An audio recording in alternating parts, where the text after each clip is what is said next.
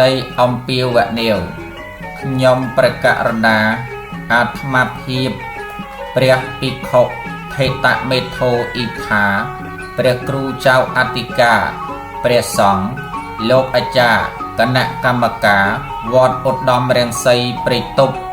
ថិតនៅភូមិព្រៃតុបឃុំស្រងែស្រុកទ្រាំងខេត្តតាកែវសូមអំពាវនាវដល់ទឹកប្រតិយនិងទឹកចិត្តរបស់សប្បុរសជនទាំងក្នុងនិងក្រៅប្រទេស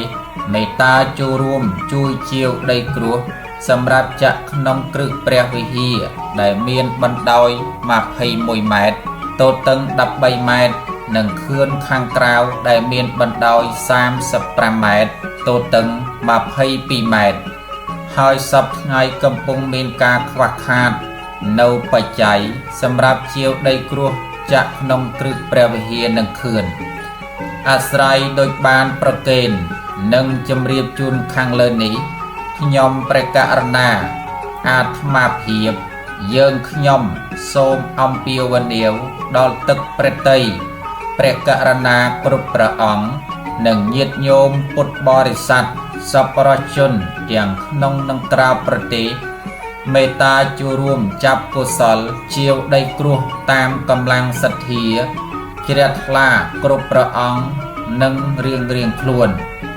សូមបញ្ជាក់ថាដីគ្រោះសម្រាប់ចាក់ចូលក្នុងគ្រឹះព្រះវិហារ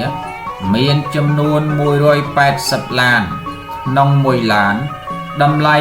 120000រៀលសរុបទាំងអស់ស្មើ21,60,000រៀលបើចង់ដឹងព័ត៌មានបន្ថែមសូមទំនាក់ទំនងព្រះភិក្ខុថេតមេធោអ៊ីថាលេខទូរស័ព្ទ016 76 47 67 097 95 15 295សូមអរព្រះគុណនិងអរគុណ